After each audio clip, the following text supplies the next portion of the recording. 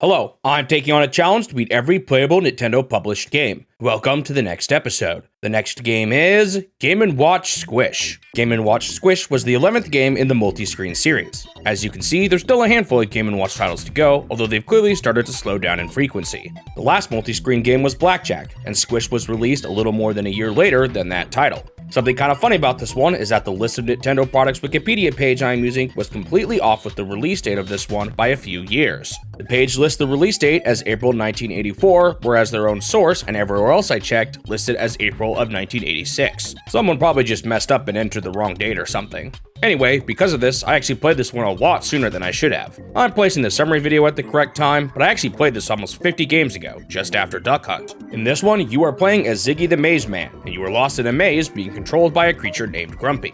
Why am I in this maze? What sort of creatures are Ziggy and Grumpy? The manual doesn't really provide any further information, although it's nice to see some designs that are a little more unique than what Game & Watch games typically offer.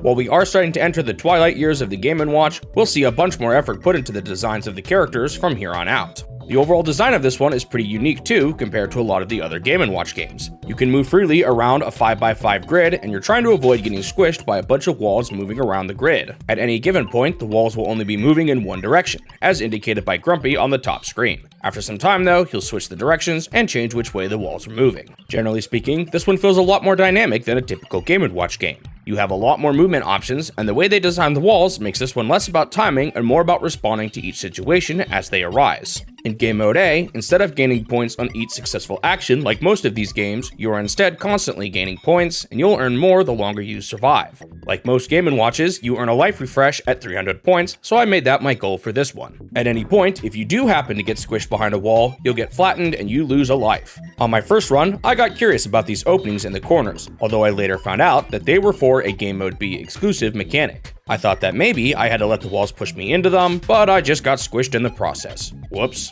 I did pretty good after this though, and I got all the way to 300 points without losing any more lives. Nice. I kept going, although I looked away for a second and I moved too far to the side and I got squished at 379 points. I lost my second life to what is probably the worst aspect of this game. I got completely stuck with an entire line of walls preventing me from surviving at all. Now, technically, I could have moved to the southern side earlier, but at that point I had no idea he was going to move the walls upward next. For all I knew, he could have moved it down and I would have been stuck on that side instead. Kinda lame, really. I ended up making it to 581 points before I finally got crushed while trying to escape the walls and lost my last life.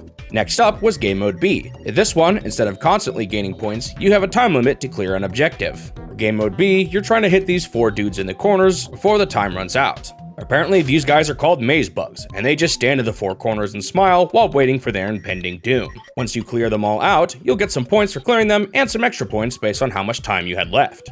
This mode ended up being a lot more tough since the corners are some of the more dangerous places to be in, especially when the walls change direction. I lost my first life pretty quickly, meaning I only had 2 left at 55 points. Yikes. Another thing tough about this one that I eventually learned was that if you take too long to defeat all of them, some of the previous maze bugs will come back. Later on, this mechanic made things pretty tough as it was often hard to keep up, especially with how RNG dependent you are on the positions of the walls. Thankfully, I still made it all the way to 300 points without losing any more lives, so I was able to see the lives refresh and my goal for both game modes had been met. Of course, I still wanted to see how far I could get, and I made it to 465 points before losing all 3 of my lives. With that, my time with Game & Watch Squish was complete. On to the review. I thought this one was pretty unique for a Game & Watch game. There's a lot more places to move around than normal, and the dynamic ways the walls moved allowed for a bit more variety from moment to moment than a typical Game & Watch game. That being said, there's still not a whole lot here, and I did find it pretty frustrating that you could get completely stuck with no escape if you got unlucky. The game is alright, but it didn't take long for me to lose interest. I gave the game a 6 out of 10. Thanks for watching the video. If you want to see more of these in the future, make sure you subscribe to the channel so that you won't miss out on the next one. Also leave a like if you enjoyed it, since it will help the channel grow and motivate me to continue this series. I hope I will see you in the next step of my quest to beat every Nintendo game.